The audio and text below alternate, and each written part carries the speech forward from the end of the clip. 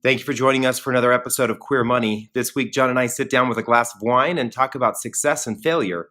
And we also challenge you to do something that will help map out some success for you in the future.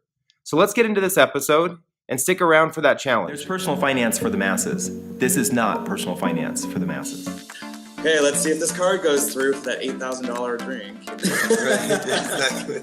Everybody wants to be a part of the in crowd. Everybody wants to look good. My decision was, I'm not a victim. I'm not going to stay and work someplace where this is a problem.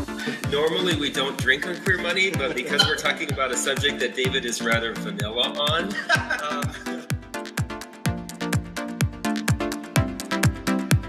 Grab a glass of wine because you're listening to Queer Money with the Debt-Free Guys.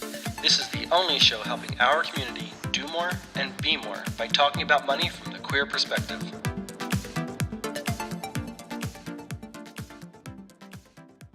So one of the things that I often think about, and one of the questions that comes up in my mind oftentimes, is what is the difference between someone who is a daydreamer and just a dreamer in their thoughts versus someone who's actually practicing trying to attract things into their life. So what makes the difference between that kind of person, the person who says, I want that kind of life, or I want this house, or I want this job? What is the difference between the way that person thinks and the way that someone who actually is bringing those things into their life thinks?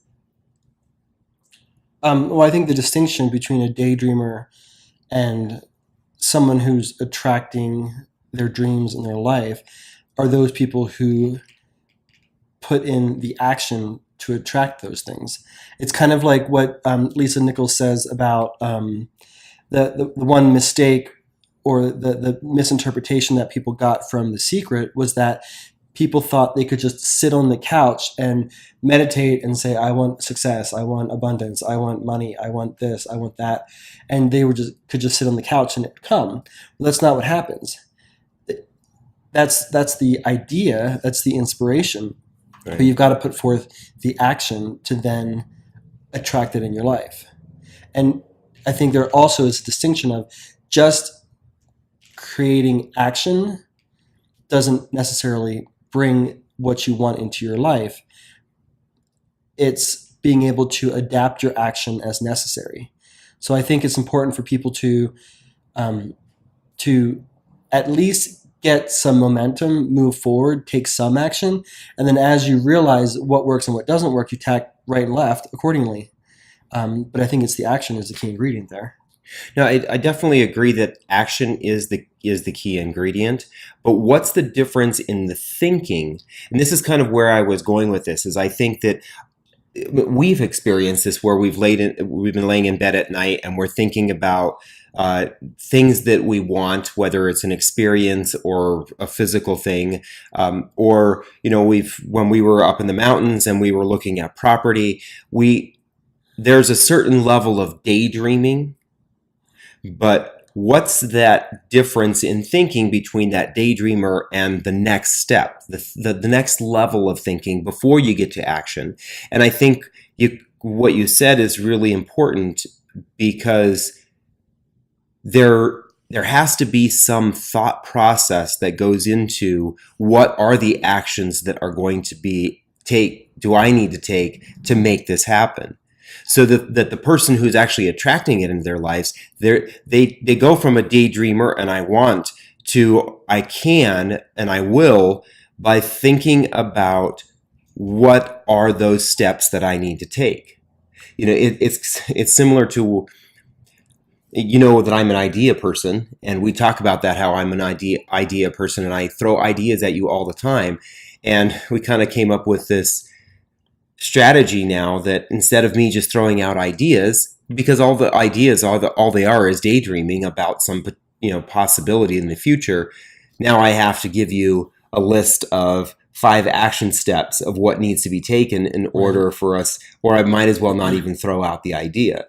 So I think that the thought process and the difference between the person who doesn't have what they want but daydreams And the person who doesn't have what they want and daydreams and gets it is that they think about actions. They dream about the actions that would be taken to get to that point. Well, and maybe the precursor to dreaming about the actions and then taking the action is the belief that it's possible. That's true. You know, That's there's a lot of people who daydream about, I want to be a rock star. I want to be the next NBA star. I want to be the CEO of my company in a daydream kind of fashion. But there's oftentimes that limiting belief that, well, that kind of success is for other people.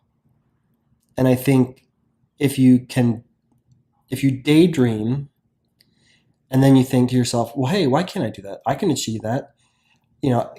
All these people who seem to have mediocre talent are superstars.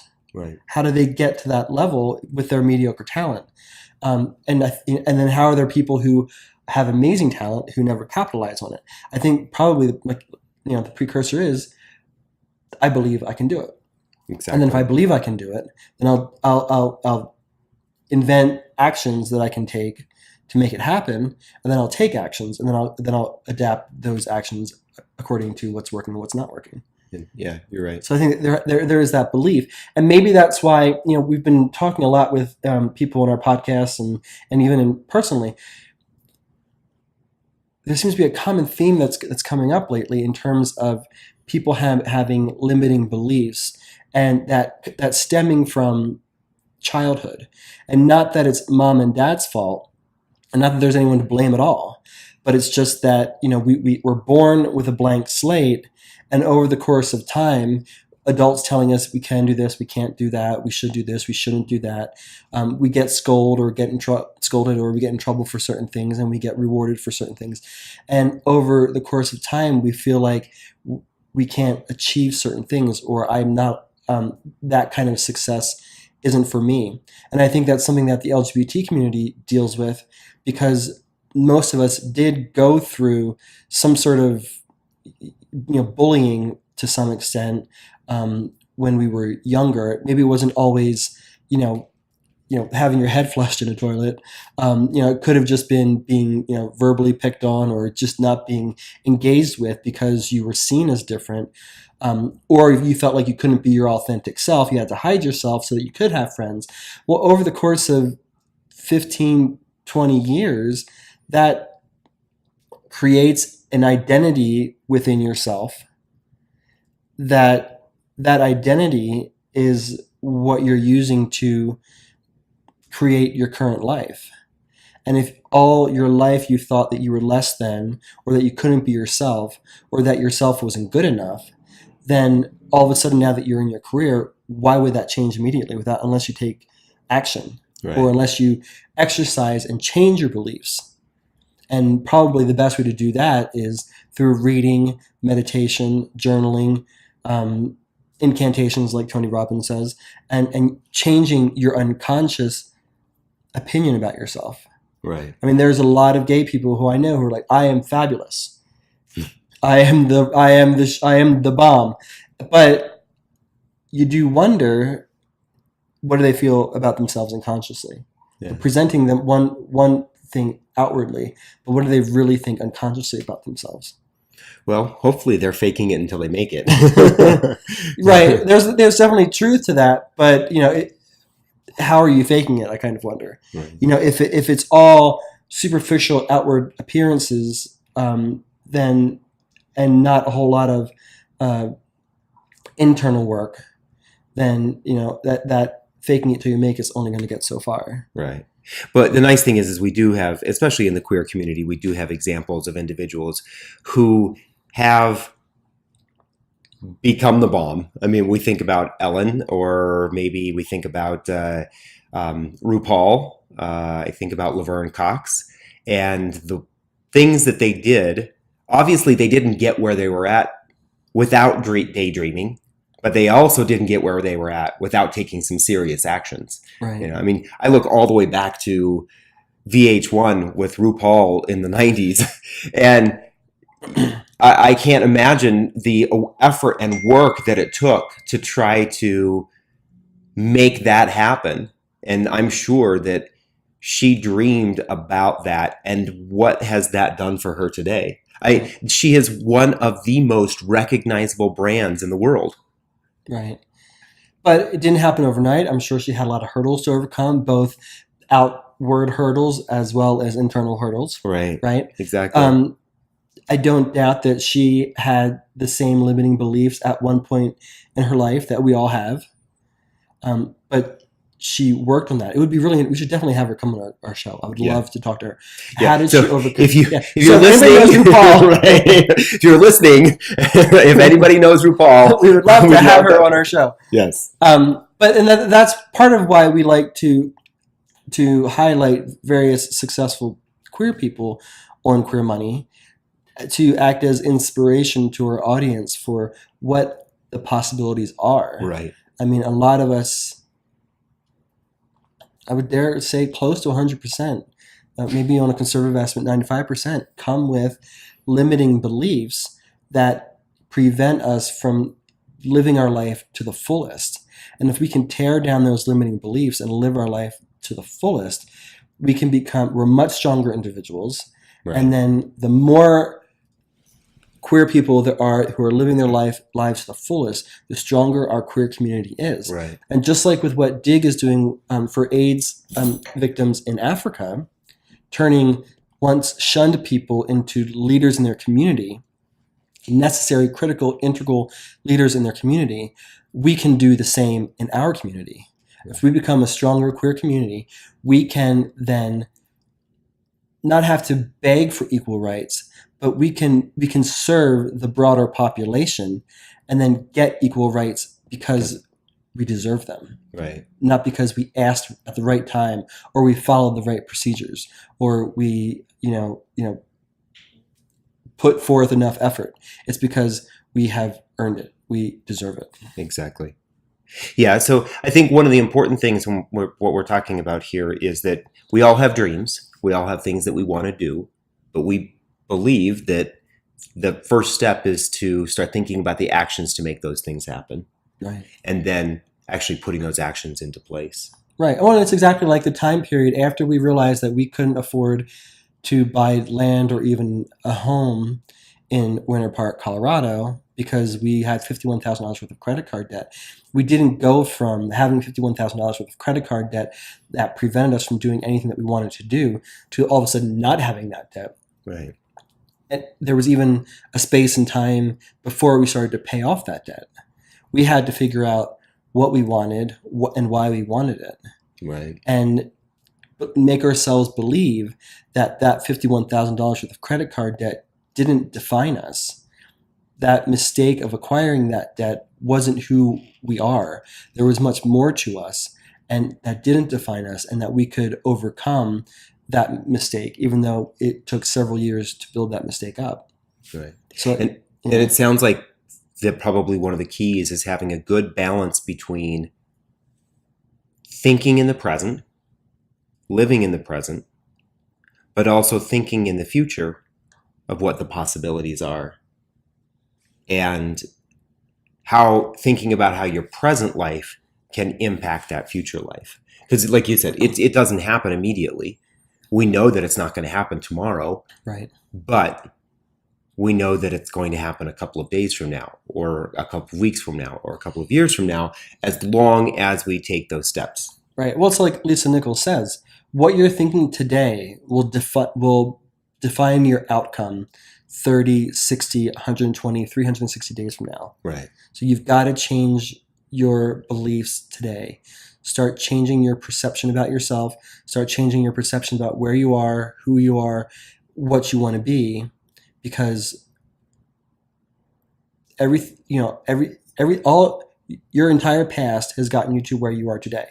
And if you continue to exercise those same behaviors and those same beliefs, you're going to continue to be in the same place that you are today.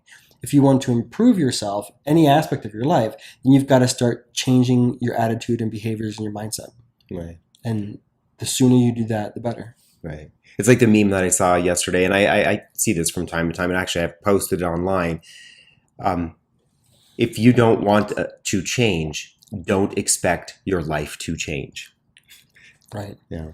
Right. And Yeah. it's thinking and actions that make that change. Right.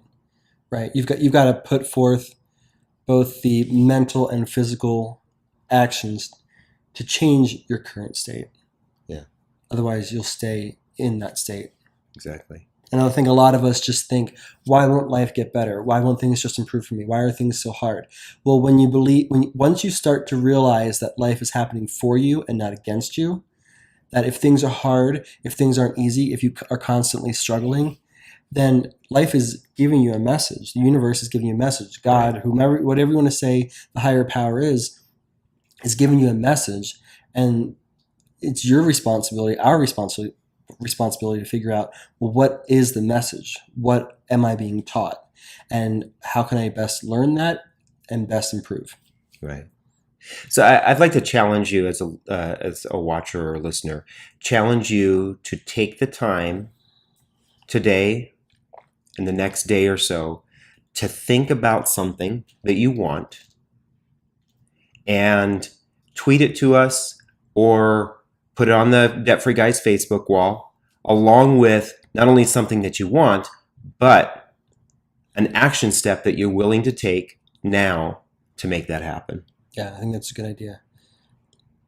Yeah, and that's kind of, it's a very public version of journaling. Yeah. To me, that's what I get out of journaling is I document what I'm happy about and what I'm struggling on, and then what I'm struggling on, what I'm happy about, continue those behaviors. What I'm struggling on, I can document. Well, how can I change? What can I change to change those outcomes? So that's a very good exercise, I think, to do. Right. And we'll do the same. We'll document something out there on Twitter and on Facebook, something that we want.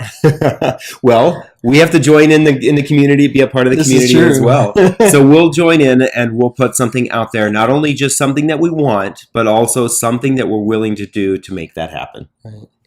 So I think it's interesting. One of the analogies that Lisa Nichols uses is this whole idea of whether or not, or how you know when to make the decision to move forward with something. And she talks about this whole idea of double dutch and moving forward and jumping in, and that you don't need it to be perfect before you jump in, or you don't need your life to be perfect before you jump in.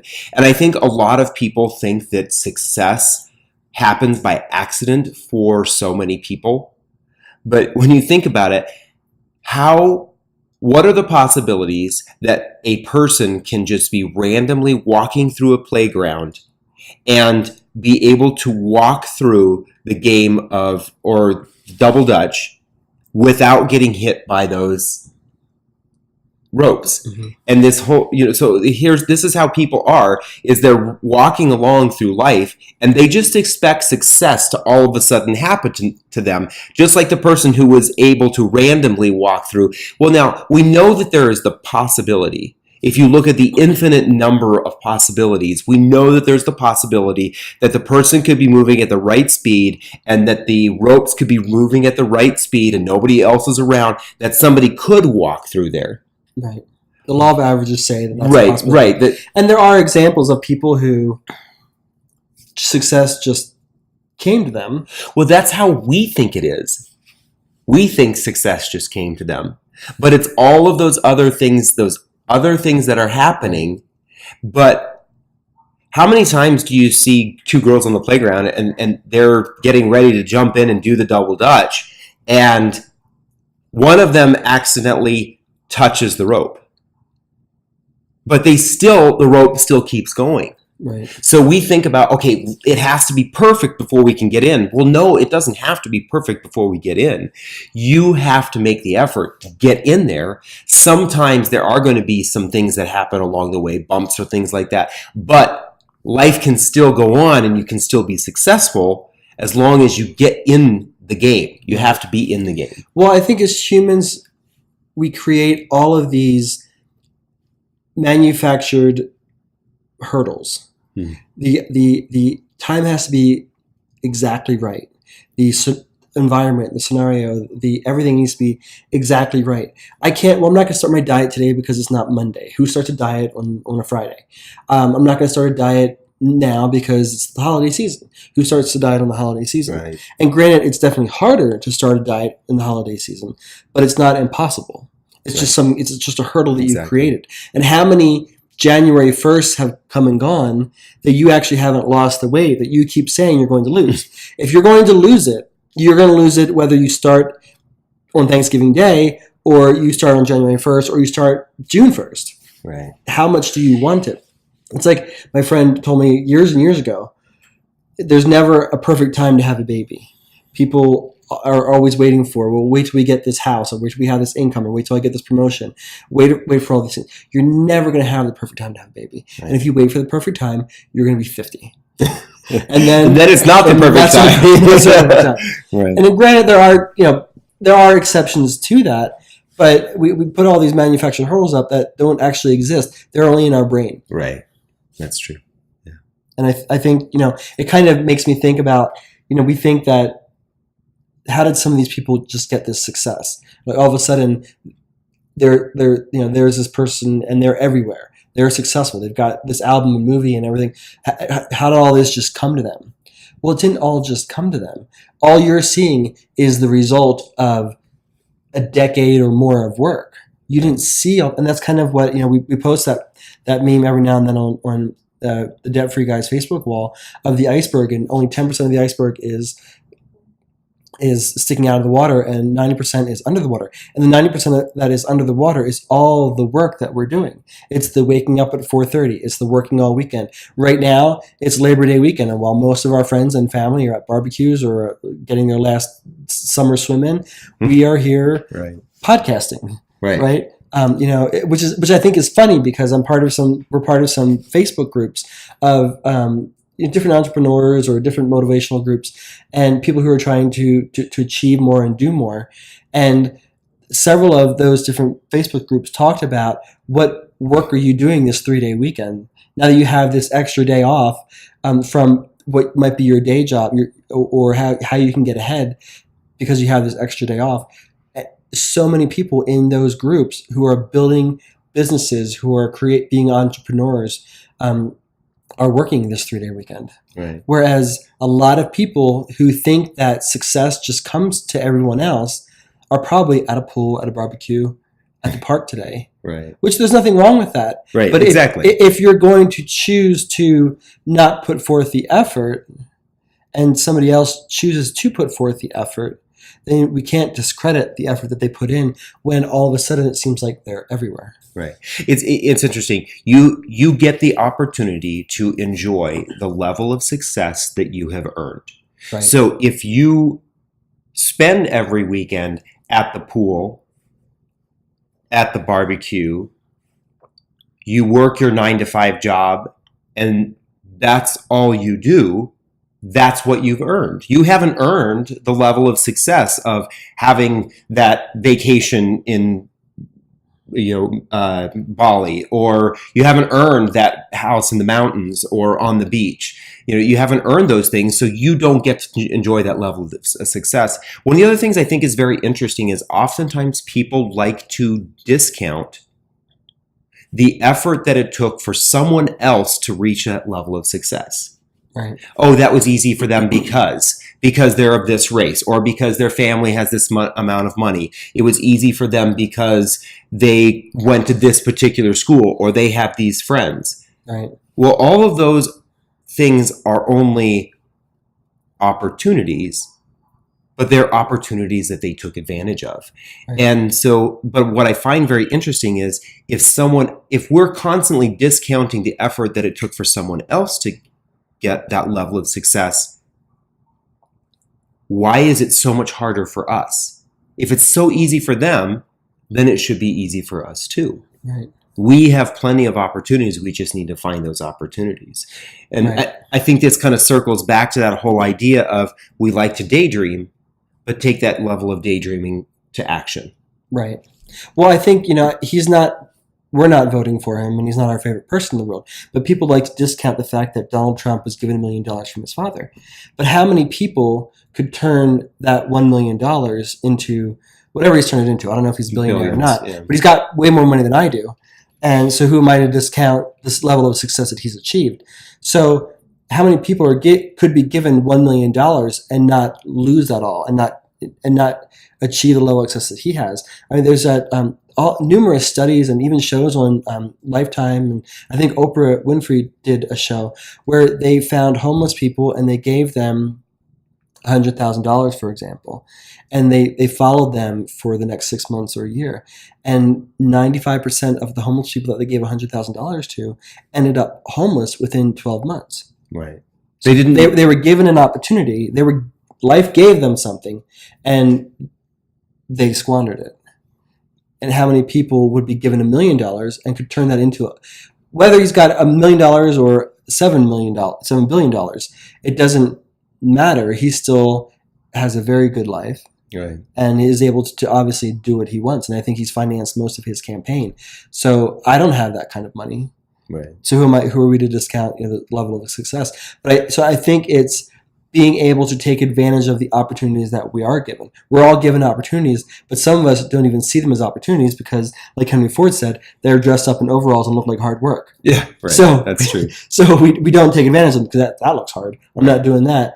Or we don't even notice that that it's an opportunity Right. because we're so blind, we're so distracted from everything else. That we don't realize that life or someone has given us an opportunity Exactly. that we could take advantage of, and so it just passes us by. I don't think that anybody is given more opportunities than another. Some people are just more prepared for opportunities and more willing to take advantage of them when they do receive them. Right. It's like Virgin CEO, what's his name? Richard Branson. Richard Branson. He always says, if somebody gives you an opportunity, whether you think you can or you can't, you take it and you figure it out. Right. Whereas a lot of people are always like, "Oh, I don't know if I can do that. I'm not prepared for that. I'm not skinny enough yet, or I'm not comfortable public speaking. I don't have enough I experience. don't have enough experience. Yeah, who am I to do this?" Well, again, that's all manufactured bullshit we put in our head that limits our success or progress. Right. So just dive in there. What's the worst that's going to happen? Somebody gives you an opportunity and you fail abysmally. You're not going to die. Right. Right, You're going to unless- learn from it. Unless they're asking you to be like an acrobat in the air who gets tossed around on a net below them, you're not going to die. You're going to learn something from it. You might fail, but when you're not winning, you're learning. Right. Failure isn't failure. It's a learning opportunity. So, take advantage of that. And that might be the most you get from that opportunity. But that might be what life wanted you to get from that opportunity. Yeah. Failure is when you fail to learn from something you failed at. Right. Right. There is no other. That's the only way that you fail is when you don't take anything away from whatever it was that happened. It didn't happen exactly the way that you had hoped it would happen. Right. When I think every time when we were in $51,000 worth of credit card debt, or while we were acquiring that, every time we swiped that credit card and added to that debt, and every time we got a bank statement, those were all missed opportunities. Those were all failures. Right. We didn't look at that account statement and say, shit, we got $51,000 for the credit card debt. Maybe we should stop. What it took was us realizing that we couldn't have the life we wanted. We were being held back from being able to grow and become the people that we wanted to be for us to turn that around. But it wasn't like we didn't get an account statement every month for the previous 7 years. This wasn't brand new news to us. Right. We just didn't take those opportunities every time we got that. Right. We were failing to learn from all of those messages that we were getting from our previous failures. Right. And it wasn't until the thinking through this whole idea of failing to be able to buy a home in the mountains like we had wanted to, it wasn't until that failure did we realize, oh, we've had all of these opportunities in the past to learn. Right. This is what's going wrong in our lives. We would, complain oftentimes. Oh, why is it that we don't have the nice car like our friends have? Why don't we have the nice home? Why don't we have? Well, we were getting that message every single month. It's because you decided to go out to dinner 3 times this week and spend $150 each time and put it on your credit card. Or it's because we decided to buy $300 jeans.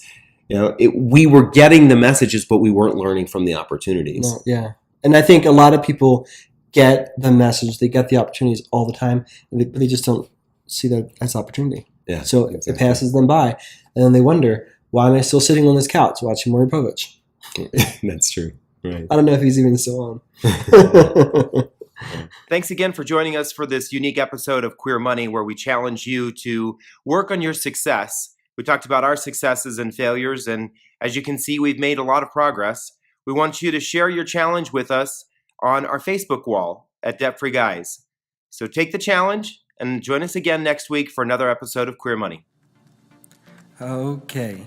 We just serviced you. Now you get to service us by subscribing to this podcast on iTunes and signing up for the Queer Money Lifestyle newsletter at queer.money. Well, I'm not really gay. Would help me if I had a personal chef made all my healthy meals for me. Right. So instead, I'll have a Snickers tonight for dinner. The other end, I like the butts. So.